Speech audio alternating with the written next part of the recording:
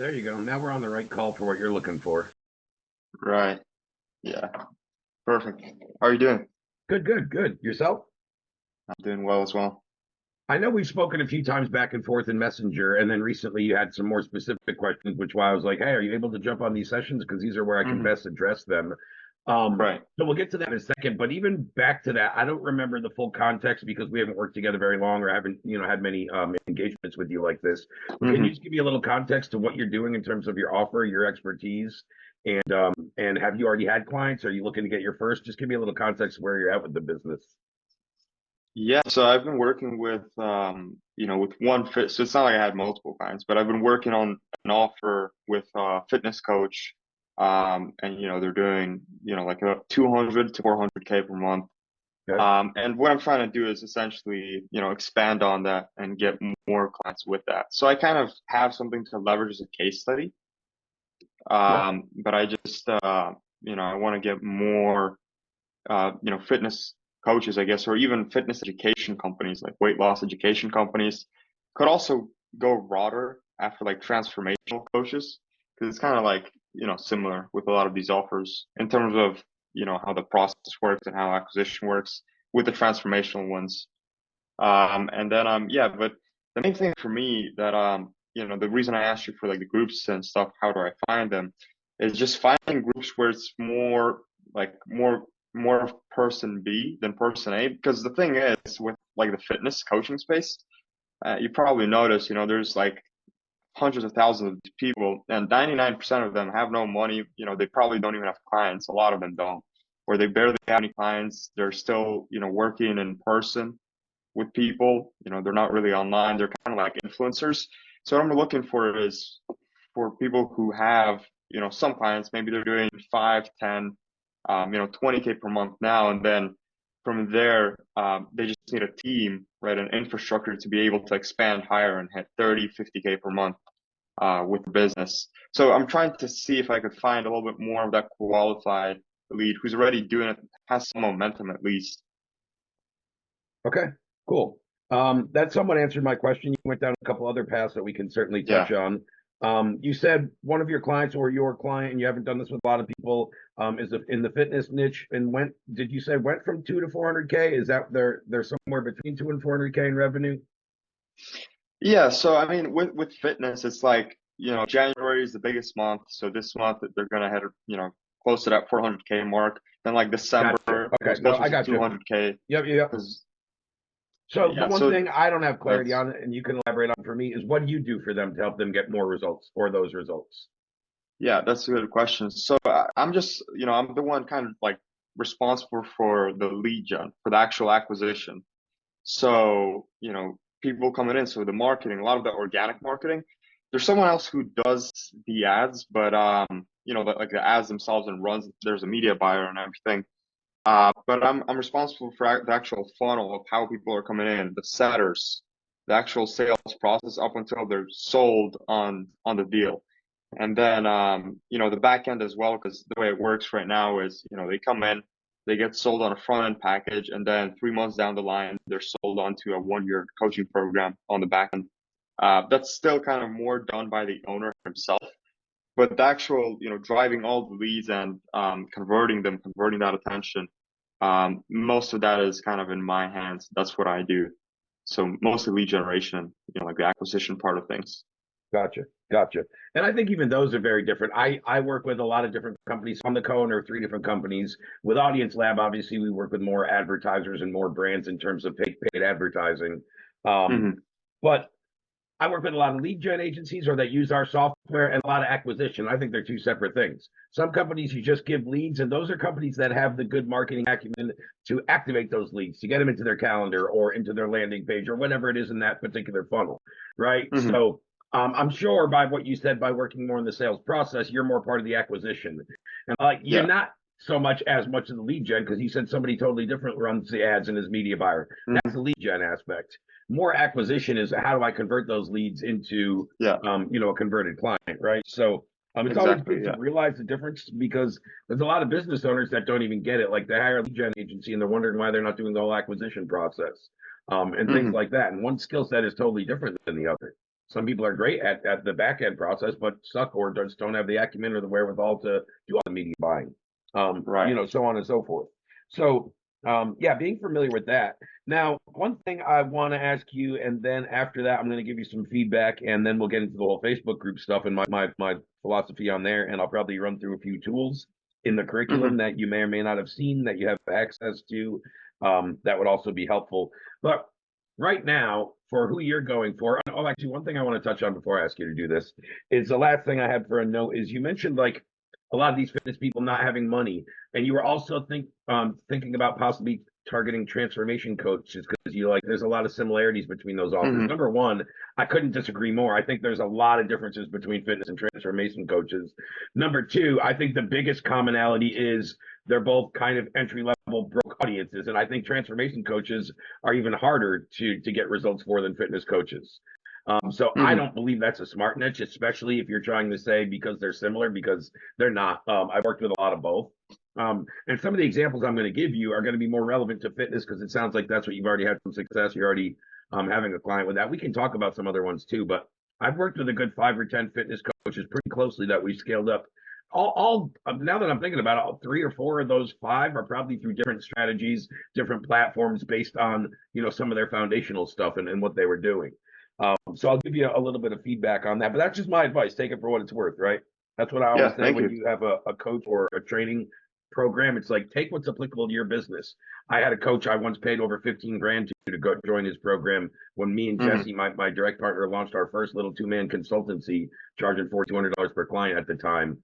Um, and out of that 15K, I probably implemented 20% of that program because 80% I was just like, this is BS. This is just it wasn't in within my ethics or my integrity of how I want to do business. So like, Hmm.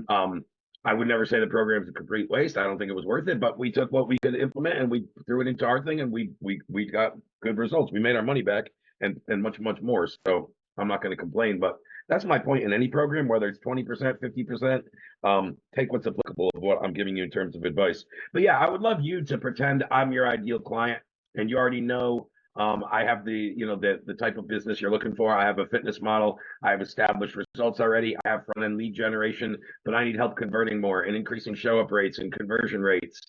So I get a conversation with you. Let's just say again, we've been through the whole BS of the sales call, the discovery, the problem, the solution. Let's just say you're ready to pitch me. Pitch me how you would pitch your offer to a prospect. Yeah. So the main thing we do is implement systems in terms of tracking systems. The main problem with why these fitness coaches don't scale is because they run like a one person personal brand. That's what ends up happening. Maybe they have a setter and they don't track any metrics. They don't track what's going on. They don't have any systems in place to actually onboard leads. Like they're doing everything themselves. And what I would do is essentially systemize that whole process, start tracking to actually understand like what's going on with the show up rates. Where can we fix? Where is there bottlenecks in the process? That's kind of what I'm doing right now. As part of being like the acquisition team. So the main thing is just like systemizing that would be like the main thing in the pitch, just systemizing the entire process of what they're doing right now and then creating some sort of infrastructure where they're not like tied into the business 12 hours a day doing everything on their own. And they can actually scale from there. Because if they're doing everything on their own, they don't track anything, they don't systemize it, they can't scale. Okay, and that's kind of how you pitch it and present it. No, I haven't wrote out a pitch for it, but I'm just saying, the main, the main things that Yeah, no. I I'm would just asking. stress. I'm just Yeah, asking so I can give you the best feedback. You should yeah, of definitely have a course. framework, but you should never pitch it the same. I've done quite a bit of sales calls. I've closed over 10 million in high ticket deals. I have a done for you sales company called the Sales Lab. I run and manage multiple sales teams right now, whether I'm taking calls actively, just overseeing guys. So I'm familiar with quite a bit of this. I could sell the same offer on 8 sales calls and have 8 different pitches. Because what we're really trying to do, first off, is highlight the aspects that are applicable to that particular person. Let's just say within my program, there's like 4 key deliverables and within each of those, there's a few subcomponents, right? Let's just say number one is tracking, and it would be the software, the metrics, and the implementation, right? Let's just say those are the subcomponents. And then it would be next SOPs and systems. That'd be frameworks, messaging, templates, scripts, right? Whatever, boom. And then I would have another pillar. So I would have it very organized. And then again, with one client, the tracking and the systems might be what I focus on. And I kind of gloss over the other things, but and then I'm going to make the pitch custom to what I found out earlier in that call of where their gap is in the market, right? So if I'm doing something like you and somebody says, like what I thought you said, it didn't give me a lot of real concrete solutions. I'm like, okay, you're going to come and see what I'm doing and implement systems. So I'm not doing it all. Well, number one, I never said I was doing it all. Now, actually, I think the companies you want to be working with aren't necessarily doing it themselves. They have talent there. They just don't have SOPs. They don't have maybe top tier talent. They don't have structure and communication. And that's where a lot of the gaps happen that you can help solve with what you're saying. But you got to get back to that. Like anytime we're starting with a pitch, we got to start with the end transformation. So this is how I would pitch. Hey man, so if I could come in and get a handle on it, sounds like you've already got some results. Sounds like you've already done a lot of the heavy lifting in terms of building credibility, which already puts you ahead of the competition. So I'd be happy to potentially work with you, right? So my strategy first here is what I would really try to focus on in your business is sounds like you have the lead gen. We talked about your current advertising, your live events and your challenges that bring in people, and then you get them into the sales reps calendars and you're getting low show up rates and low conversion rates. So what I want to show you is 3 simple steps how I can increase conversion rates, show up rates, and ultimately cash collected with $1 more on ad spend. If I could do that for you in the next 30 days, would that change your business? Right. Yeah. It's a lot more. Which one was better? Well, you're focusing on the benefits, right? Which is the point. I was just talking about the features and everything, and you're talking about the end result, the benefits they're actually getting. Well, I'm glad that's what you realize because that's exactly what I'm doing. And nobody cares about the features. That's my point. Yeah. When I go buy a Duracell battery, I don't care if it's got longer life. I want to put it in my kid's toy and shut him up from crying and get the toy working, right? That's the benefit. Right. So like, I don't care which battery has a little longer life power. Give me the fucking thing and let me get the benefit. And that's the same thing with anything. If we're taking a trip somewhere, we want to focus on the destination, not the plane ride there, right? I want to focus on the tropical island. Who cares how you got there? But that is the features, how you get there. They don't care about that, especially the business owner. The person might care about it when you get in working with them. What I found is features are what you discuss once you're into the onboarding stages and working with a client. Sales, you talk about benefits. And then when they ask a question, sure, you have the specific answer to address it. You know your program. But more often than not, they're gonna say, yes, Ray, that's exactly what I need. Cool. This is my game plan to do it. Is there anything stopping us from getting started today? Yeah. And I always put it back to them. Hey, is it a priority for you to get your conversions, your show up rates up, and your sales team converting at higher KPIs? Yes, it is. If I could show you a clear way to do that in the next 30 days, is there be any reason why you wouldn't move forward right now? No, there wouldn't be. Now I have 2 tie downs where later when he says, hey, Ray, I need to think about it. I'm like, what do you need to think about? You just told me earlier, if this makes sense, there's no reason we wouldn't move forward. So now I could just hold him back to anything later in the call because right there I made a clear point and said, would this work for you? Yes, it would. Cool. Now I already have you. Like the rest of the conversation, any opt out is like, what are you talking about? Oh, money is an issue? Well, I can get started for a $500 deposit, get my team going. And then once you see what we're doing on the inside, we can work out first month's payment just to get you rocking, right? And you work around it. Okay, yeah, I can pull out that today. Cool. I just got to make sure some other stuff clears. Yeah, man, take your time, shift your money around. That's always got to work. I just need a deposit so my team could dive in and we can, cover our back end costs and resources to get started. So first off, just understanding that will give you more confidence and just ways to portray it, right, in a place of confidence. More importantly, value. The one thing I tell anybody in sales, and if you're working with sales teams, anybody can ask me what I'm selling for my own brand, Audience Lab, PDOC, Sales Lab, my federal contracting advisors team I run. Like, what am I selling? Certainty. That's what I'm selling. And the way you talk to me, I didn't have certainty in exactly any solutions or what the result was. But the way I addressed it is like, this is what we do. Would this help? Yes, it would. I have certainty. He didn't say, I don't think so, maybe. And I always look at 3 frames of response. So they give me what's called a strong frame. Yes, Ray, I totally get it. I agree with you, whatever that is. That's a strong frame. That means I'm in the conversation. Then there's a mid frame where it's like, that might work for me, but what you're talking about is a different niche, and I don't see how that's applicable. Okay, let's dive into that. And then I overcome that objection. And then there's a weak acceptance frame where somebody says, I totally don't get what you're talking about. I don't see how this would work for my business. That's either disqualify or re-educate with like a video VSL and say, go watch this and just double check. I think we can definitely help you. But you just probably need to see a demonstration rather than try to hear me talk about it. So I'm always gauging that too when I'm asking a question. Was that a strong, mid, or weak? And that's going to dictate how I'm going to kind of overcome that as well. Right. I believe that's in the eco frame as well, in terms like, when you're like it's part of the eco framework when I was Yeah. looking at that. Yep. Yep. And when it comes to building out sales process, have you seen our training with the micro commitment sales process that we use for most of the companies? I don't know if that might be of value to you on the fulfillment side if you fully understood that and saw that. Yeah, I believe I briefed through it, but seems like I need to rewatch it. Maybe I'll cover it here tonight if we have enough time here. Um, cool. So let's talk more about the Facebook groups. So Hmm. Facebook groups, one thing to say is if you're looking for fitness clients or you're selling fitness, so the different thing for you is you're not actually selling fitness, you're selling sales teams strengthening for established fitness companies, brands, or people that already have existing clients and revenue coming in. You're not working with Hmm. complete startups that have never worked with a client, right? Yeah, yeah, I want to avoid those. Yeah, totally. So, to be inside of fitness groups and be successful marketing to fitness owners is a little different than like if I was working with a fitness coach trying to tell him. What I would tell him is the hardest place to sell fitness is in fitness groups.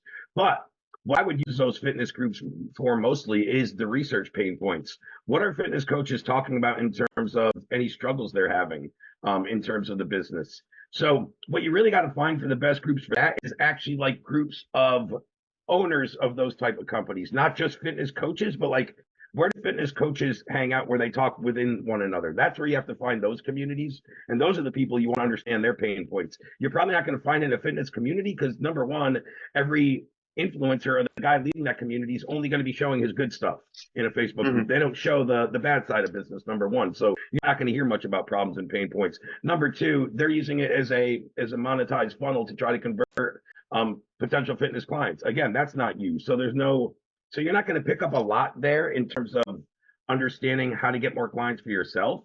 You'll understand more of your clients' pain points, but they already know that stuff. Yeah. You know what I mean? You don't Yeah. necessarily need Yeah. to deep dive research on their pain points. So what I also like to utilize is secondary groups. So other groups where I think that ideal audience hangs out. So if I'm looking for top performing fitness coaches or um, even say six figure earners, right? Not necessarily millionaires, Hmm. but people that are at least making six figures a year and up and probably looking to scale and invest in some better sales systems, tracking all the stuff that we talked about, right?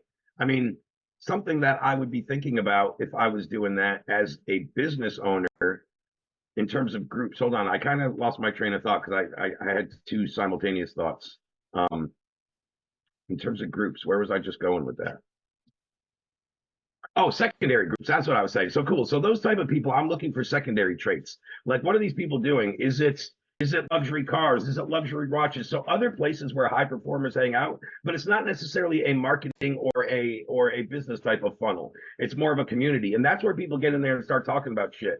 And I've Hmm. had really good success. Like I've helped fitness coaches do really well in secondary groups. Like I've helped a lot of fitness coaches land a lot of clients out of golf groups by creating a post talking about just losing your fatigue on the back nine and shooting a higher score and being pissed at yourself. And then three simple Hmm. exercises so you can drop your score by three handicap or whatever it was, right? So like Hmm. simple little correlations to other niches. So I like to look in secondary groups where I can kind of talk about that topic and make a smooth little transition into, hey, looks like looking at your profile, you also run a business. I'm curious, how your current sales process is and if you guys are checking, right? And just like kind of dive right in, especially if you've had a little more of a you got to think of Facebook is also more of a B2C platform. You have to connect with the person before you get offer specific or anything like that. Like the Hmm. worst thing for any outreach on Facebook is, hey, buddy, I could guarantee you 30 appointments in the next 30 days or you don't pay. Like that's the stupidest bullshit ever to start. And if you're going to do it, Right. you do it on LinkedIn. That's a B2B platform where you're expected to get those stupid pitches, right? But Facebook is like totally different. You got to start more relational and then kind of transition in once you have a little bit of a rapport or common thing to talk about, whether that be like I said, freaking high end cars, luxury watches, things like that. So Hmm. try to pinpoint some behaviors and habits of your ideal client and think of some of their secondary interests. Sometimes a lot of them are avid readers, maybe not so much in the fitness world, I'm not sure. But I know a lot of my, great wealth and business coaches, I've found a lot of those clients in reading groups. And I would go post a book review about something I read.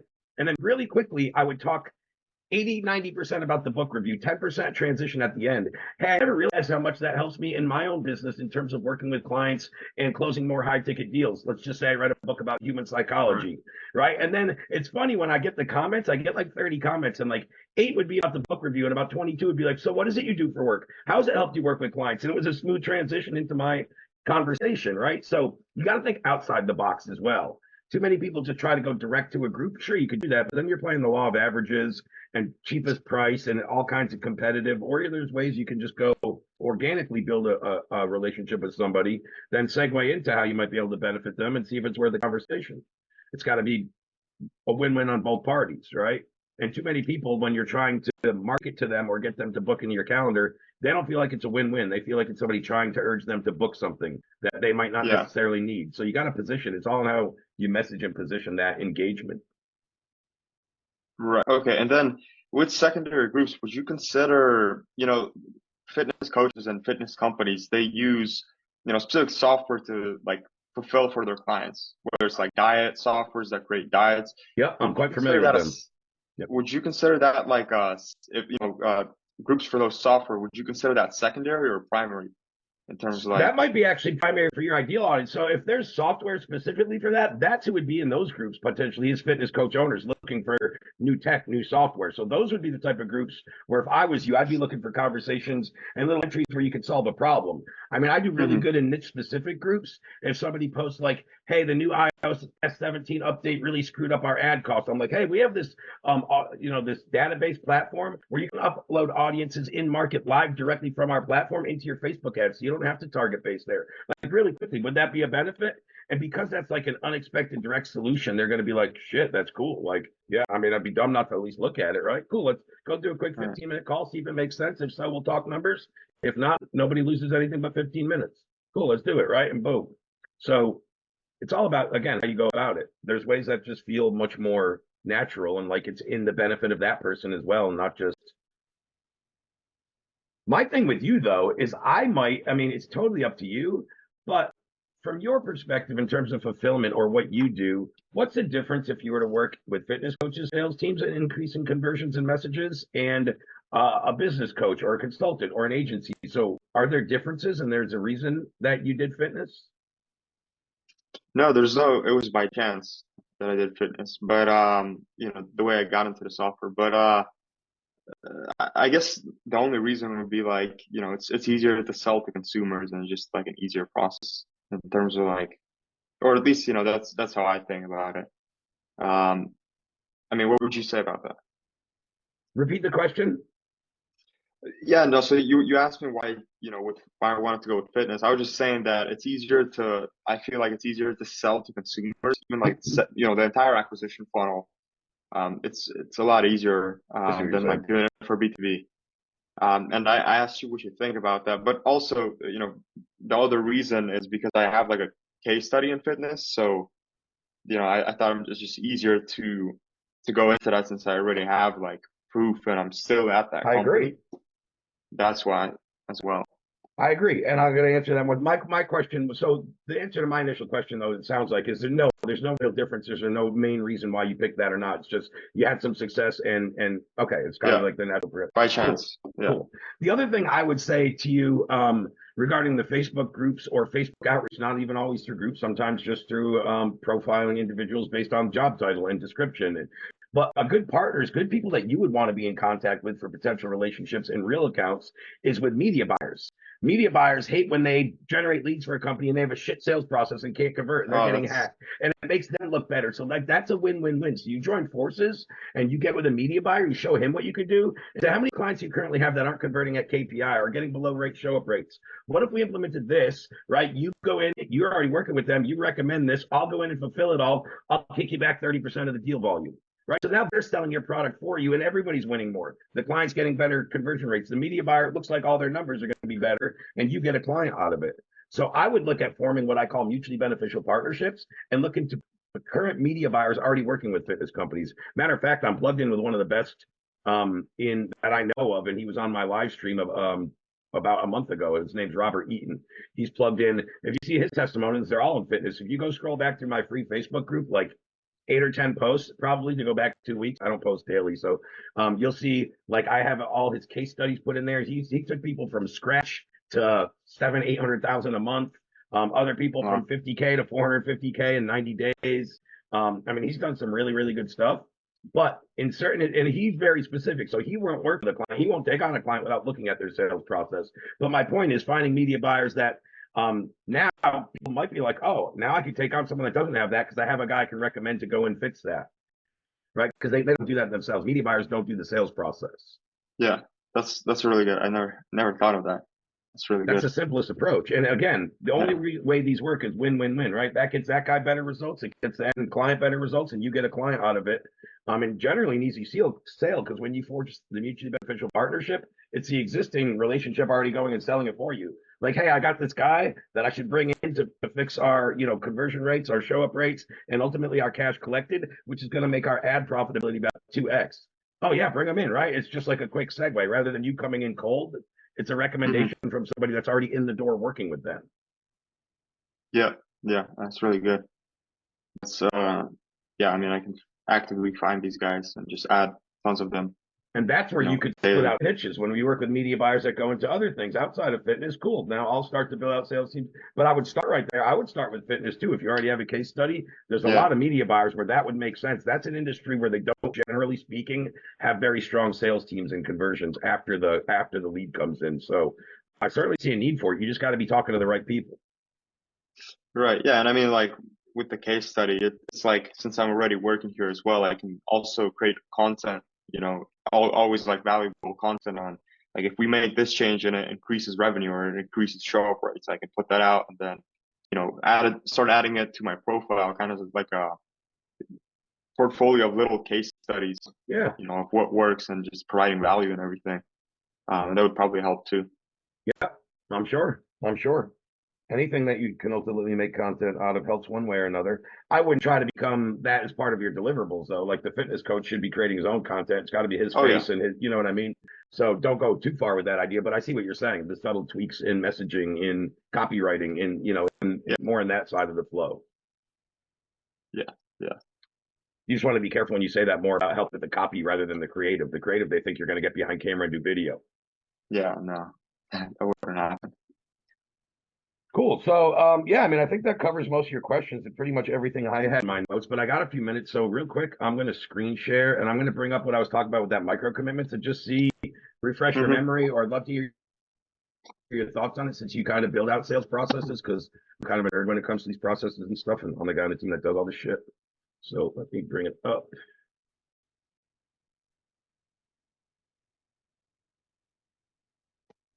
Actually, right after this, I have to call this guy back for a sales call for a 21K deal for an offer. I'm just managing the sales team, but I have a few prospects that I've just had a good relationship with, and they reach back out to me. He's driving to the airport. I got about an hour and 20 minutes before he gets to the airport to try to close him on a minimum of 4K deposit before I won't talk to him until mid-February. So that's my crunch after in my next call. And I got to do it Are without Zoom. you? I love to have Zoom, but I got to do it while he's on his car phone, so I can't even Zoom him. I still think I'm going to get it, but Do you just off topic? But do you come from like a sales background? Because I'm not too sure. I got recommended this entire program by a friend. Because he was really happy. He did it like when it was the full program, right? So when it was like the 5K program 6K or program. whatever. Yeah, Yeah. 6K. But I don't actually know that much about, the team and who actually created this and, Yeah, I can touch on that who's real behind it. quick. Sure, sure. I think this is right where the slide I was going to. Oh no, this is lead types. Lead types is a really good one too. This is more for organic posts. I don't know if you ever saw our training on this, but this is cool to go through super quick while I'm here. Yeah, but I'll hmm get to our background. But this is a really good. There's 6 different type of lead types, which for lack of a better phrase is kind of your opener in any type of post or email or copy, right?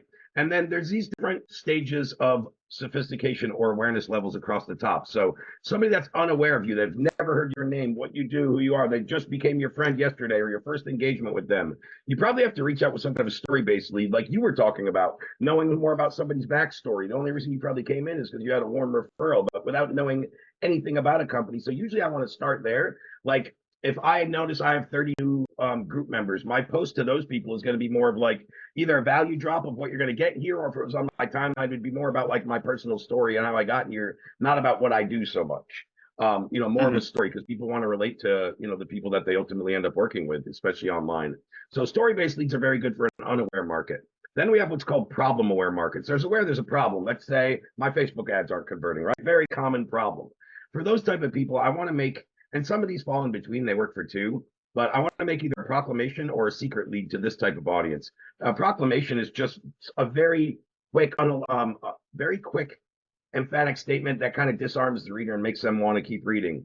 Like, keep reading and lose a limb, right? Just like something that's going to disarm them. And just kind of just making a bold proclamation, and it triggers kind of a psyche to keep reading, right? And then you would get into kind of the base. So everything I'm saying is just like openers. You wouldn't change the base copy of any of your posts, but you want to think about the sophistication level where you're posting this. Do these people know me? Have they seen my content? If so, I want to get more toward the product aware, most aware type of audience and these type of lead-ins.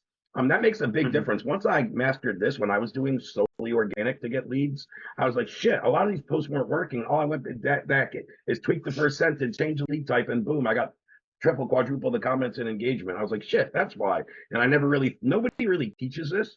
All the big companies talk about understanding the market sophistication level and how to craft messaging to each stage of this, but nobody really talks about it and teaches it. They kind of keep it as an inside secret. Secret lead is pretty self-explanatory, right? Hey, top secret 3 exercises you can do to lose 5 pounds in the next 7 days, right? Secret lead, whatever, anything like that. That also works for a solution aware. So a solution aware means, okay, they're aware that their Facebook ad won't convert, that they need to lose 10 pounds, whatever it is. Now they start looking for solutions and start to get pitched, whether they're looking for them actively or they're getting hit by ads now or people's organic replies. They're starting to understand solutions. And then to take it one step further, they become product awares when they stop price shopping, right? They understand there's do-it-yourself products. There's done for you. There's done with you. There's AI that can do it. There's manual people, right? So that's when they really start. So solutions, when you start like considering offers, and product aware really when you start price shopping and looking around at competition and like, oh, okay, so there's these different offers and options. And then most aware is like a group that you control the traffic, and I can go very directly and be like, hey guys, we have this new Black Friday offer, only $7, boom, and people just buy it because like they've been seeing my content for 6 months or a year, right? And I can go very direct to them. Or even people on my personal timeline in this case, other than maybe the 50 that joined this week, right, or last week. Most of the people have been aware of my shit on my personal timeline. So my favorite and the one that hits the most markets, because there's a lot of solution and product aware markets. I love problem solution lead words where you simply talk about the mainstream problem. Hey, is it true that your Facebook ads aren't converting the same way they were after the iOS update? And then we talk about the mainstream solution, right? What most people would tell you is to take a Facebook ads course or to hire a media buyer. The problem with that is most media buyers only care about cashing their check and running your ads. They don't care if they convert or they're profitable. The problem with most courses is you have to actually sit there, right? And then you talk about the problems and then you inject the unexpected solution. What if I had a solution right here to inject data automatically to build your targeted audiences so you don't have to slave through the research and building custom and look-like audiences yourself? Boom. So problem solution is always mainstream problem, mainstream solution. Why mainstream solution's bullshit? Then our unexpected solution, which triggers people's mind to kind of go like, hey, what Ray said just makes sense. No one really ever said it like that before. How do I find out more?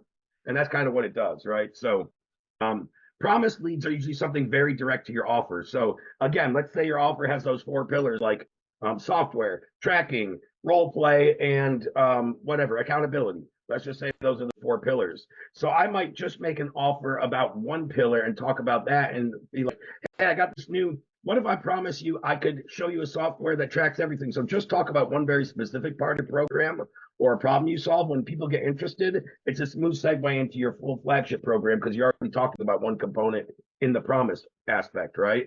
So that's why I always, whoever your friend was that referred you, into the 6K program, obviously at a different price point, we offered some more one-on-one sessions and things like that, right? So I map out each client I ever worked with offer, and I get very specific on about 4 pillars and a total of 12 subcomponents between them all that make it very easy to go back and make separate little offers and posts and content. Like that's used for so many good little things.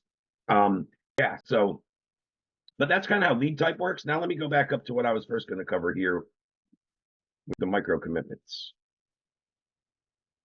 And basically, building sales process with micro commitments. So again, you've heard my experience in building sales teams and what I've done, and I'll talk right after this kind of about our backstory and how we came and the team and all that. But so this is kind of the usual sales method in a majority of businesses. There's either an ad or organic content or whatever. Somebody raises their hand and says, I'm interested. That will either go to an application form or perhaps a triage conversation to a sales call. Right? That's kind of the typical sales problem. The problem with that is even when you're tracking numbers, there's no distinct aspect in that you can bring it back to and figure out what needs to be tweaked right off the bat. You as a sales guy start thinking like, hey, was it the call or the messaging? Did I push too hard or not hard enough? Were they even a good fit? There just becomes all these variables. So we put in an account a 6-step process where in the old system, steps 2, 4, and 5 wouldn't exist. Only steps 1, 3, and 6 would have been the old way, right? That I just showed you. So what this does is, number one, we grab their engagement. Again, I don't care how you're doing it, organic, ad, none of that really matters. And then by assigning a new frame is exactly what I was talking about with the problem solution. So you might get engaged by your thing saying Facebook ads suck. And then we re-engage like, oh, you clicked on our ad. And however I reach out, a lot of times when I assign the new frame, it's going to be within the landing page when they book. Because I already got the engagement. If it was from an ad, took them to a booking phase. And I saw you clicked on our ad because your Facebook ads suck, right? And most people think it's because this, and this. What I want to tell you is these are the main reasons. And now I've assigned a new frame to the conversation and the rest of my sales process. So that's one thing we do. We do it in different ways. Again, through paid ads, you can do it landing pages in a quick little 5-minute video. If your ad or engagement goes right into a messenger conversation, it's very easy to do back and forth in Messenger through kind of the eco process that I talk about. Number 3 is still that call to action and that kind of mid-call. So again, some companies will use an application form. I highly recommend it. In 8 out of 10 companies I work in, they put a triage process here to speak to an actual individual for 10 to 15 minutes more than a form. But I know in some businesses, more so done for you agencies, forms seem to work better, but more like high ticket coaching, fitness, consulting, expertise stuff, service-based providing. I like to have a triage guy in that process, but whatever. Step 3 is still what it is. Then steps 4 and 5, most people don't do.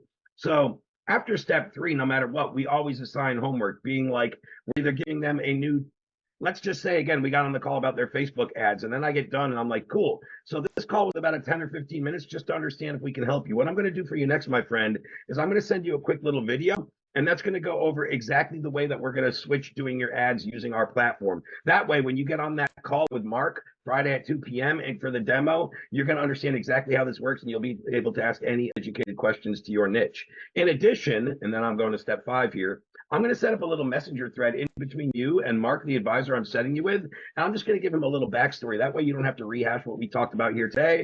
And I'll make sure you guys have an open chain of communication. That way, if one of you guys is running a couple minutes late due to a prior appointment, at least you guys are connected. Does that sound cool?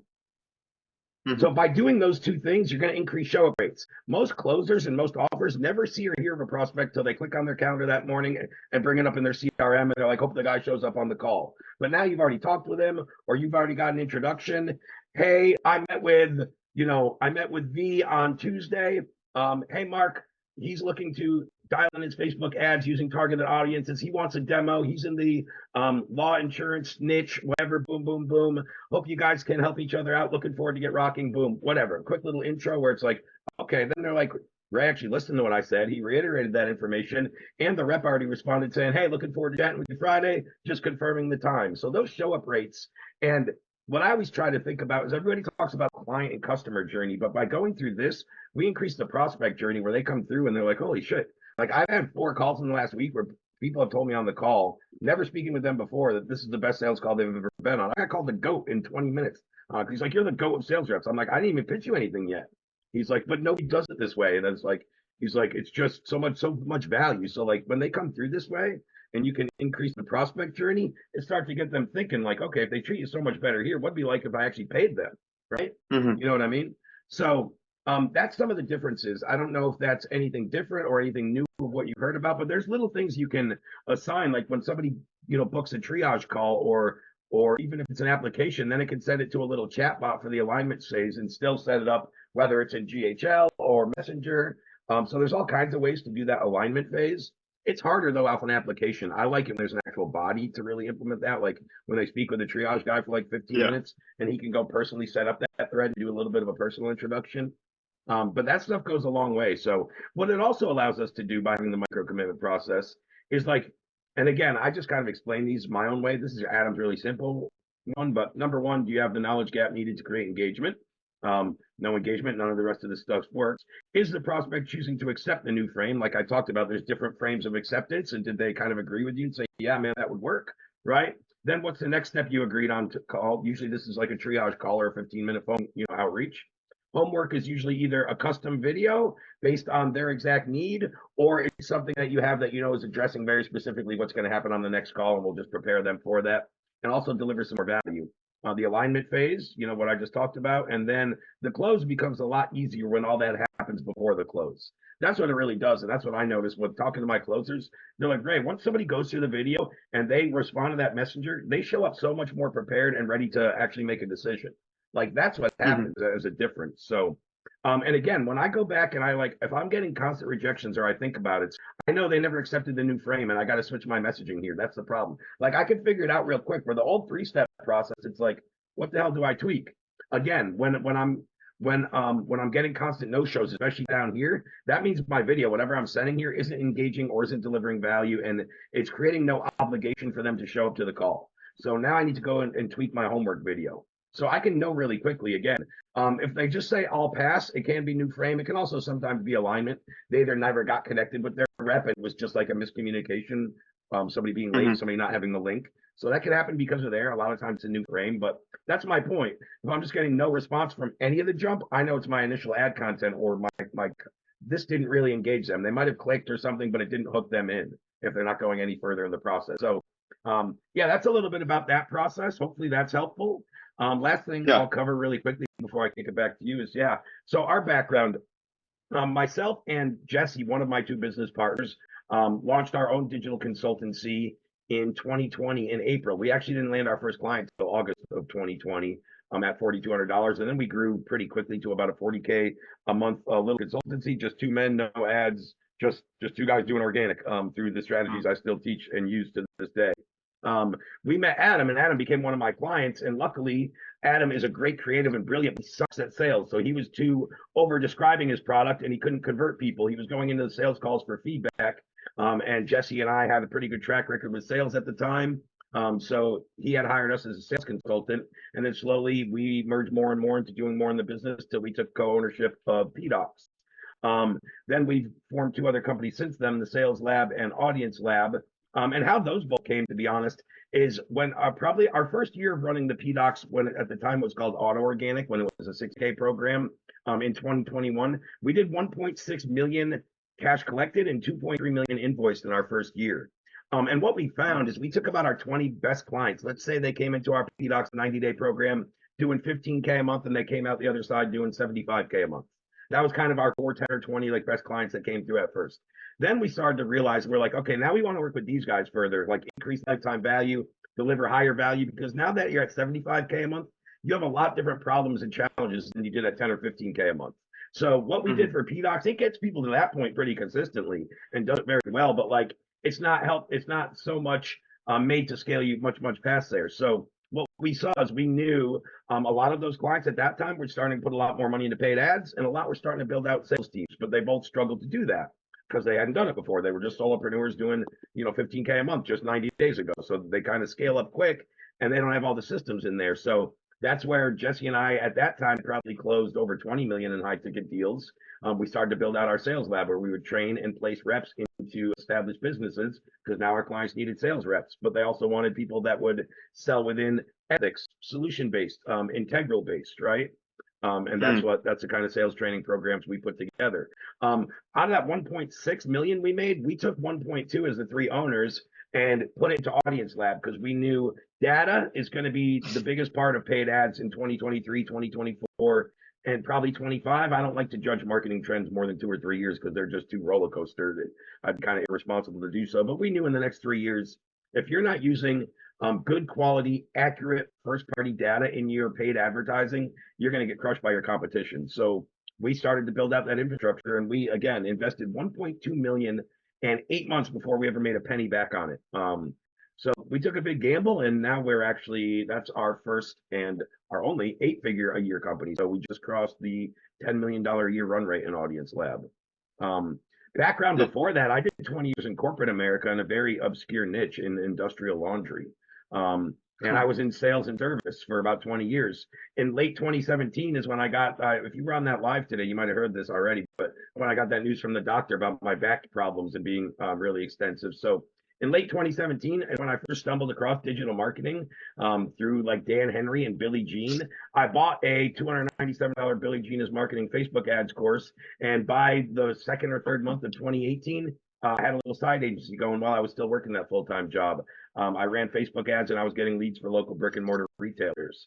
I scaled up to my first 10K a month as an agency while I was still side hustling and working my 50K a year corporate job.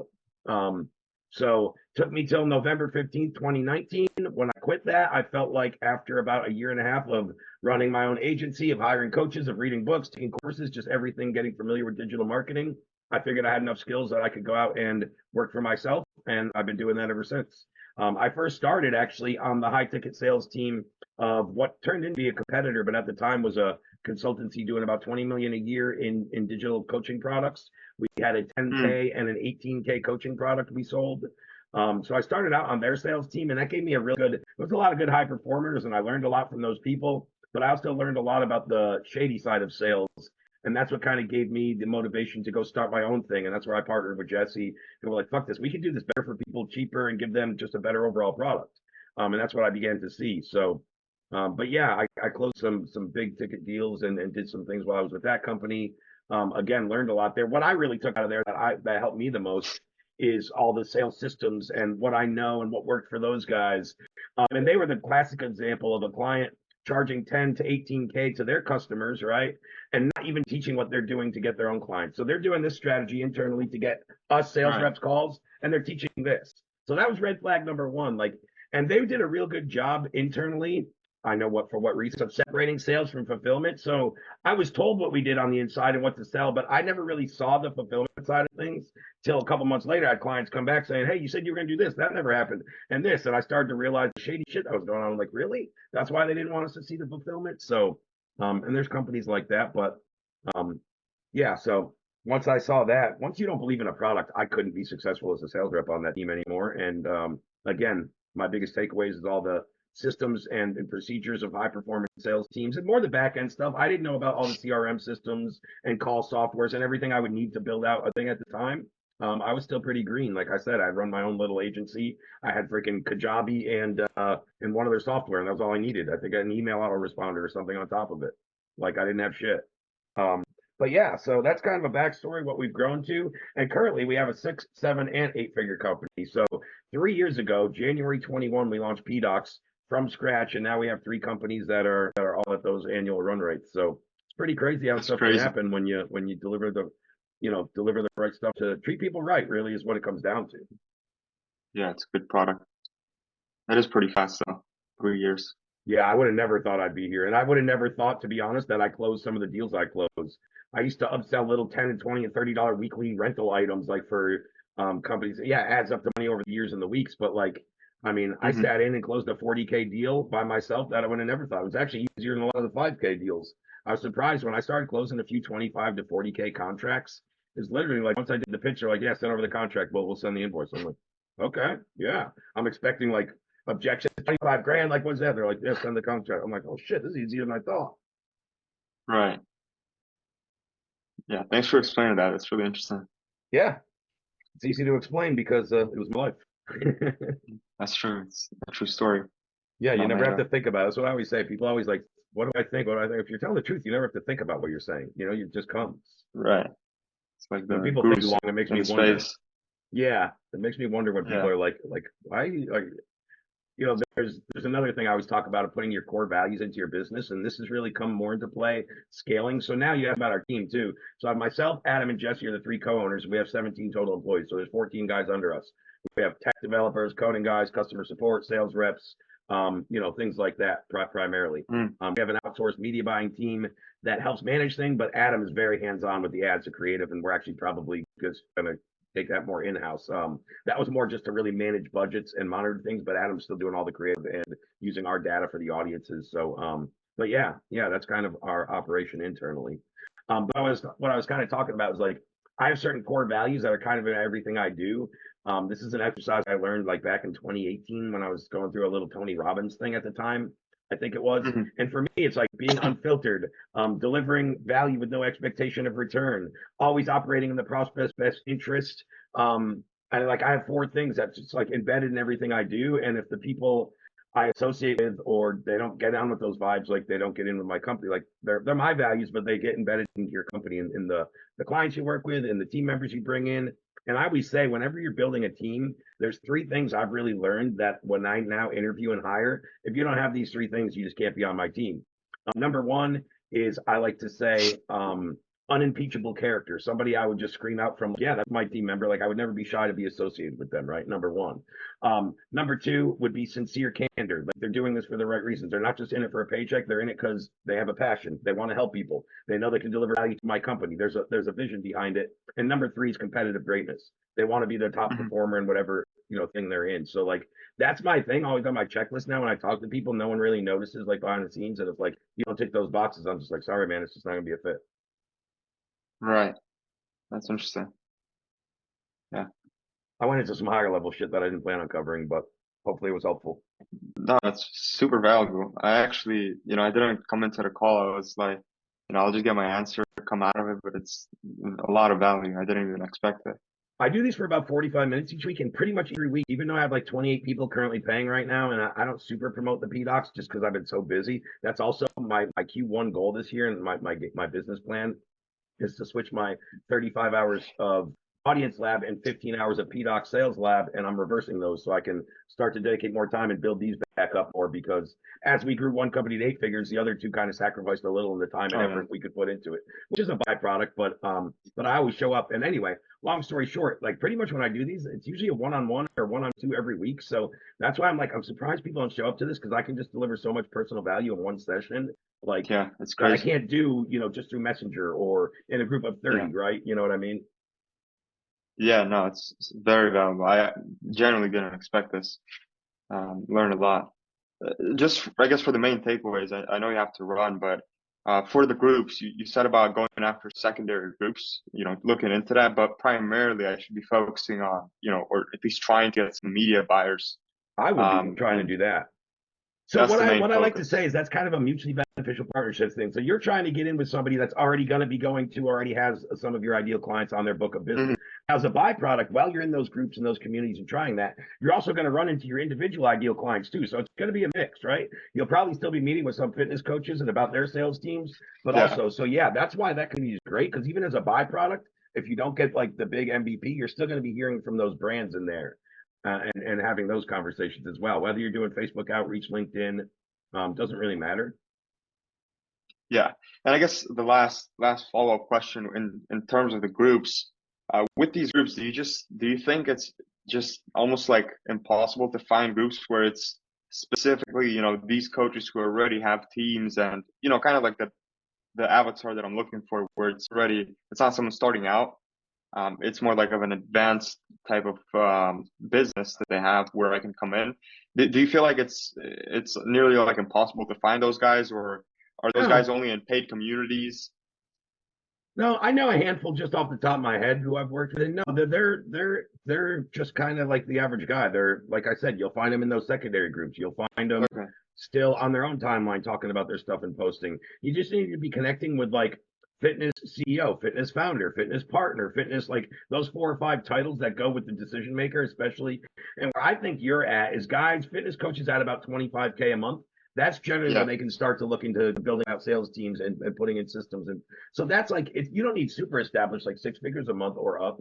Yeah, no, But you also don't want 10K or under or 15K. Like yeah, that's a little early to bring in sales SOBs because right. that guy's usually probably still closing himself. Yeah, he has time to like this, he has enough time in his day to where he doesn't need extra leverage. Yeah, and Like he's already those at the 10, point 15 where grand. he's got the mindset that he's gonna relinquish this and delegate the sales because some fitness coaches have it stuck in their head that nobody can sell my shit as good as me. Well, A, nobody should be able to sell your shit as good as you, but B, I Yeah. guarantee you there's other people that don't play business owner and just play closer on the sales call. That's the problem with business owners. They get into the science of it and the weeds, generally speaking, because they're the creative mastermind. But Hmm. so they get to a certain stage where like either they realize, oh, I can replace myself, or oh, I gotta replace myself because I'm doing all, and that's right around that 25K a month stage too. So you don't have to have that whole fight with them about delegating. Like they're ready to do it at that point. Right, right. Okay, cool. Okay. Cool, man. Well, hopefully that was helpful. I'll also send you over the recording in case you want to go back Oh over yeah, anything or thank you. rewatch it. I'll rewatch it for sure. Okay, Tons awesome. of value. Enjoy your Thank you. night. Hopefully you show up next week. I'll be here again. Yeah, I will. Same time, same bad channel.